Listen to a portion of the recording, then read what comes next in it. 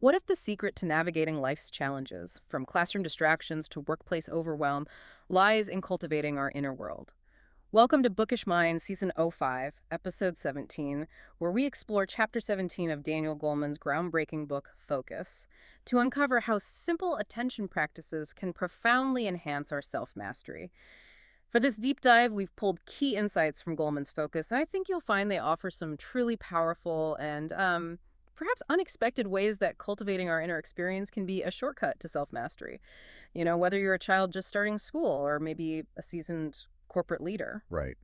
Our mission today is really to extract the most important nuggets of knowledge about how these attention practices, particularly mindfulness, can profoundly enhance self-mastery. And we're going to back this up not just with concepts, but with some really compelling real-world examples and some fascinating scientific findings that explain why these practices actually work. Okay, let's dive in. We're starting in a place you might not expect. PS 112, an elementary school. It's right in Spanish Harlem, New York City. And just picture its surroundings for a moment. It's kind of squeezed between the FDR Drive, the highway, a church, a big box store parking lot, and this massive low-income housing compound. So a really challenging environment. Exactly. The students come from incredibly tough backgrounds, and there's this one detail from the source material that really struck me. A 7-year-old mentioned knowing a shooting victim. The teacher asked the class, how many others did, and every single hand went up. Wow. That's a heavy backdrop for learning. It really is. So you'd maybe expect chaos inside, right? But when you walk in, past the police officer at the desk, the atmosphere is just strikingly calm. You see quiet children, really absorbed in their work, focused.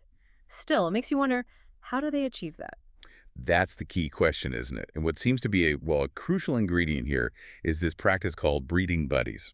It happens in Emily Holdridge and Nicole Rubin's second grade class, room 302. Right, breathing buddies. And the ritual itself sounds quite lovely, actually. The kids, 22 second graders, might be doing math, and then this chime sounds. On cue, they just silently gather on a rug, sit cross-legged. One kid even puts a do not disturb sign on the door. Setting the stage for focus. Exactly. Then the teachers use popsicle sticks with names to call kids up to get their little stuffed animals, tigers, pigs, puppies, donkeys. Then they lie down, put the animal on their belly, hands by their sides, and they listen to this friendly voice guiding them through deep belly breathing, counting 1, 2, 3 for breathing out, 1, 2, 3 for breathing in. They do some little stretches too, squeezing eyes, stretching mouths, making fists. And it ends with, now sit up and feel relaxed. Simple, but effective. And what did the kids say about it? Their feedback is so telling. Things like, it feels nice inside, or I felt very lazy because it calmed my body and it made me have happy thoughts. That's fantastic. And the impacts, especially considering the class. I mean, half the kids have special needs, right? Dyslexia, ADHD, autism spectrum, a whole range. Yet they're engaged and calm during this. Totally. And compare that to a week they had to skip the ritual. The teacher said the class just couldn't sit still. They were all over the place. It really shows how vital that regular practice is for their self-regulation. The principal, Eileen Reiter, she really emphasizes this. She says it helps these highly distractible kids relax and focus. They also have regular movement breaks, which helps too. And instead of punishments, they teach time-ins for managing feelings. It's all about fostering self-regulation.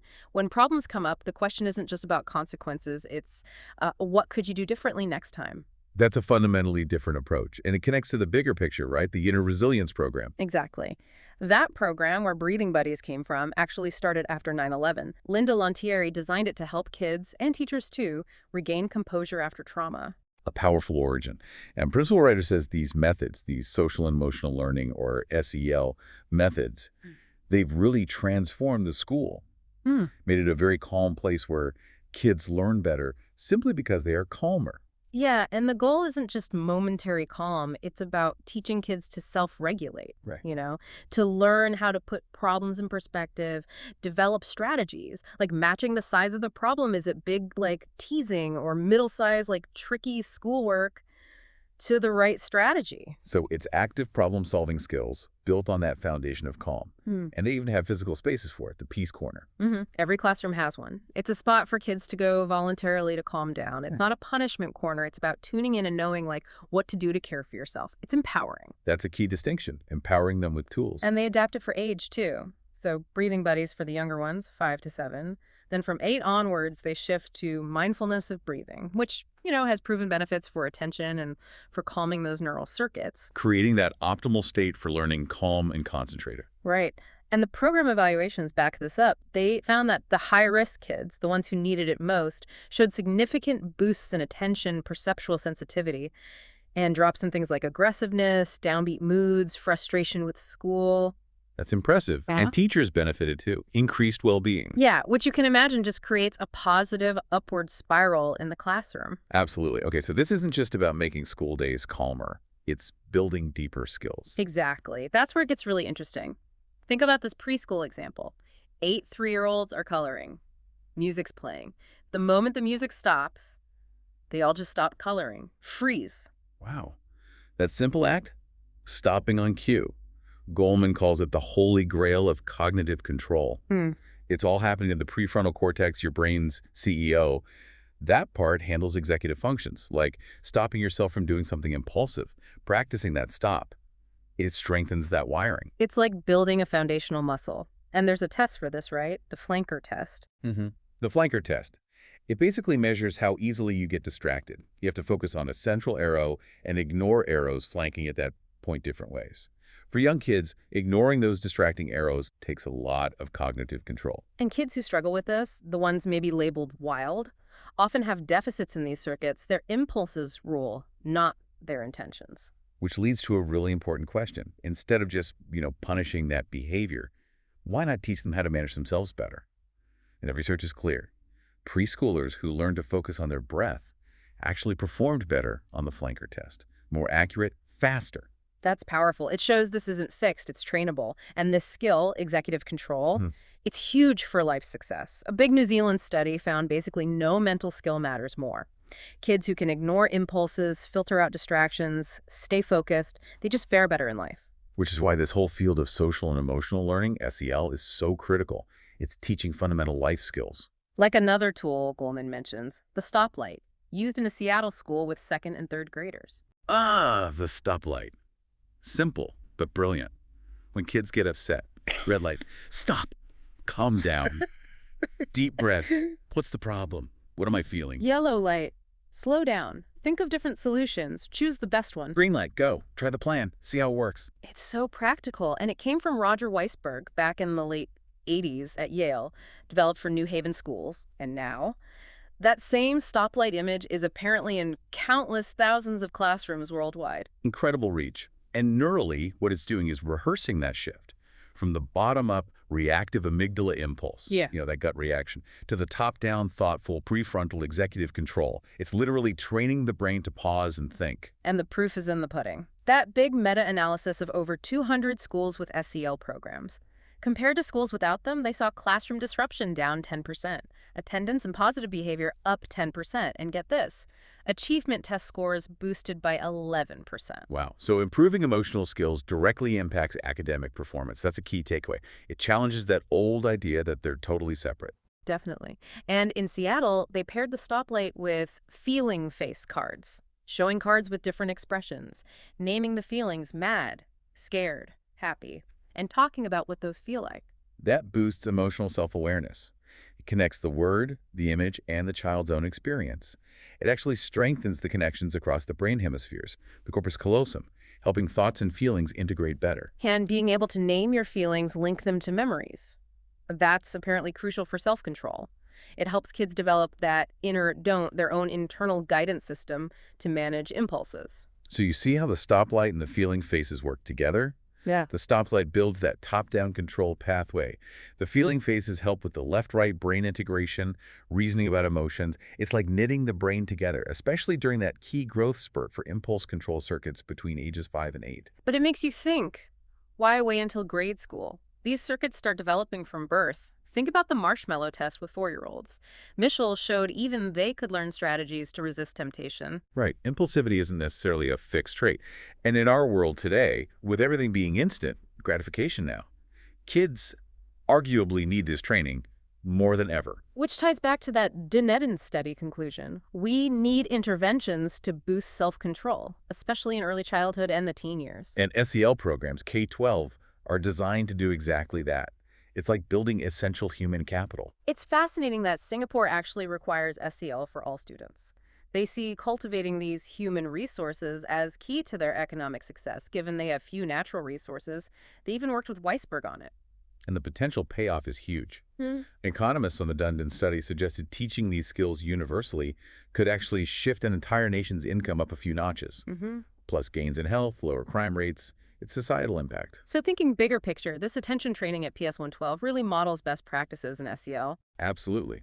Emotional intelligence, self-awareness, self-management, empathy, social skills, it works with academics, not against them. And attention training, like mindfulness, is like a next step, a low-tech way to boost the core neural circuits for emotional intelligence. Linda Lantieri, the SEL pioneer, she said adding mindfulness made a huge difference. She saw a dramatically quicker embodiment of calming ability and the readiness to learn. It happened earlier, faster. There's a clear synergy there. As Weisberg noted, cognitive control and executive function are crucial for self-awareness, self-management, and academics. They're all linked. Yeah, that top-down attention is key for self-management. And those executive function brain parts, they mature rapidly from preschool to second grade, but keep developing into early adulthood. They handle both hot emotional stuff and cool neutral info like schoolwork. And importantly, these circuits are surprisingly plastic throughout childhood. They can be shaped. We saw that in the study with the 4- and 6-year-olds playing attention games, right? Just 5 sessions boosted the neural scaffolding for both emotional and cognitive skills. The trained 4-year-olds' brains looked more like 6-year-olds. The 6-year-olds were heading towards adult levels of executive function. It's really responsive to training. It makes that old split between cognitive and non-cognitive skills seem pretty outdated. The brain wiring for executive control underpins both. They're deeply interactive. I mean, simply put, kids who can't pay attention can't learn. And they can't manage themselves well either. Linda Lantieri summed it up nicely. Regular quiet time, a peace corner, mindfulness. It leads to more calmness, better self-management, and enhanced focus, the ability to sustain it. It literally changes their physiology and self-awareness. So you teach these calming and focusing skills first. And that lays the foundation, the self-awareness and self-management, to then build the other SEL skills on top, like active listening or identifying feelings. Exactly. Yeah. Lantieri realized early SEL expected kids to use skills when they were already upset, already hijacked, but they couldn't access them then. They needed a more basic tool first, cognitive control, gained from things like breathing buddies and mindfulness. Once kids feel at work, they get that confidence. I can do this. Like that biodot example for test anxiety. The dot changes color with stress. Kids see it, use mindfulness to calm down, then go back to the test clear-headed.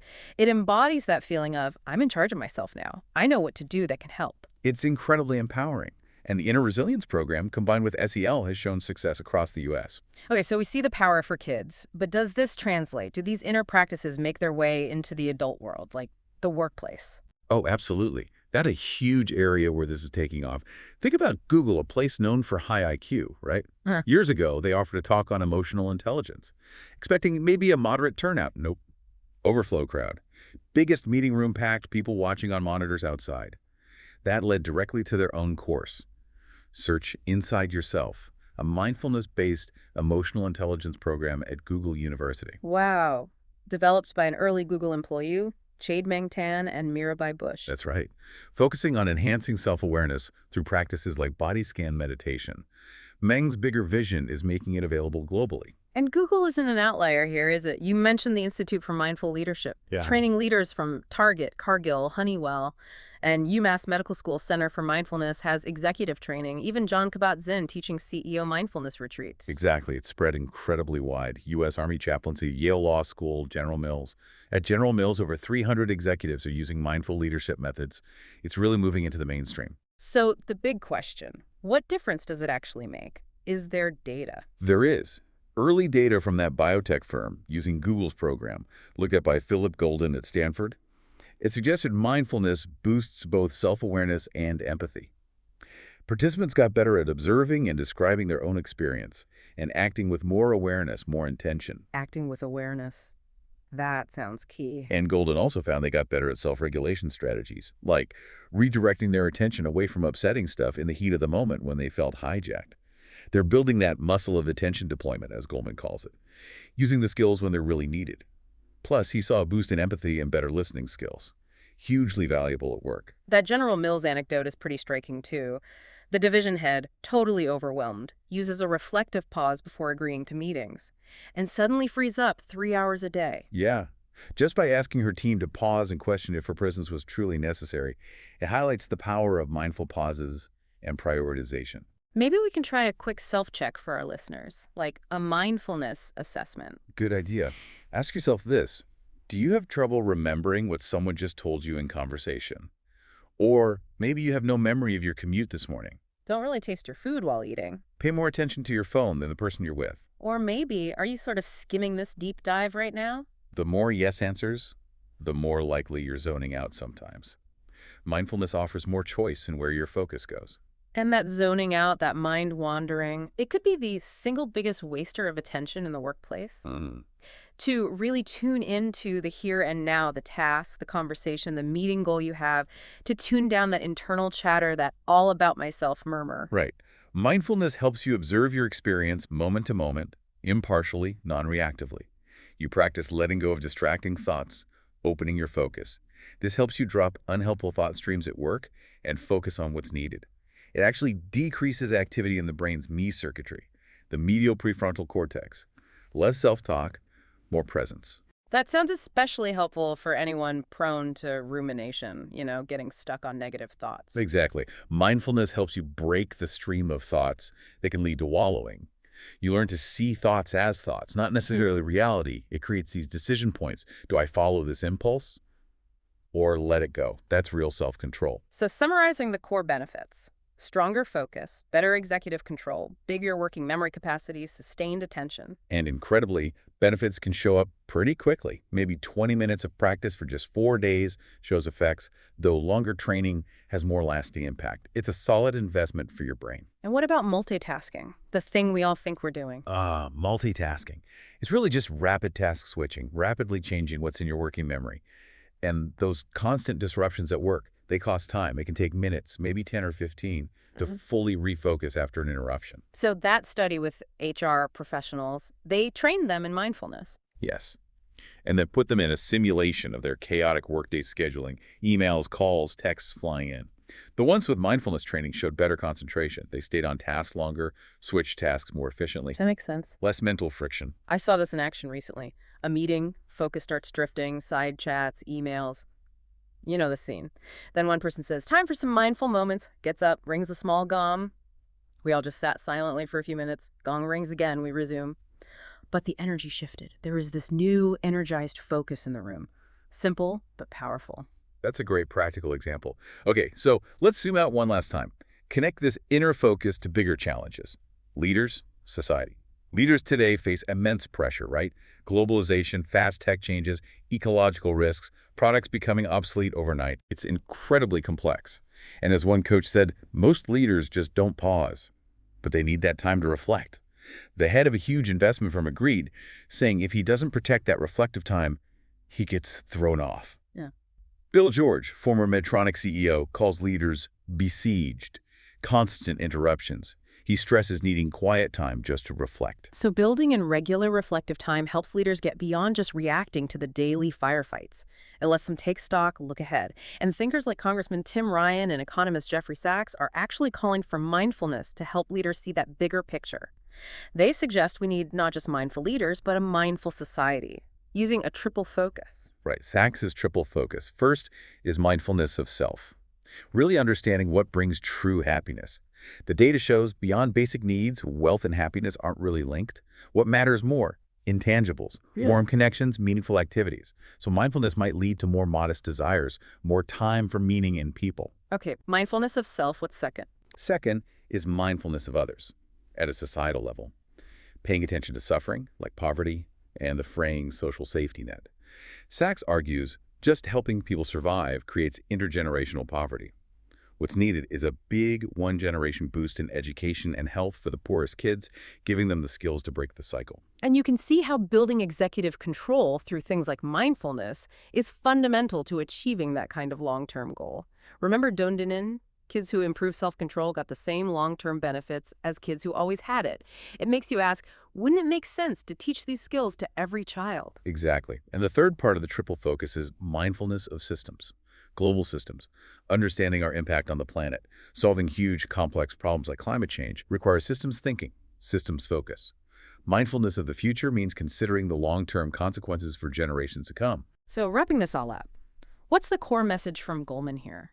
It seems to be that from those breathing buddies in Harlem to executives taking strategic pauses, these simple, consistent attention practices are the key. They unlock our capacity for self-mastery. It's practical, powerful stuff that literally reshapes our brains. Yeah, we've seen how cultivating this inner world through mindfulness and related practices strengthens the very brain circuits for managing impulses, for concentration, for empathy. These are foundational skills for learning, for work, for being part of a more aware society. It's really holistic. So for you, our listener, maybe the final thought is this.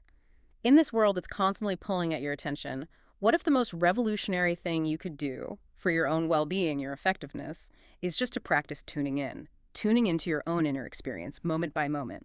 What might open up for you in life, work, relationships, if you committed to strengthening that muscle of attention deployment, even just a little bit each day?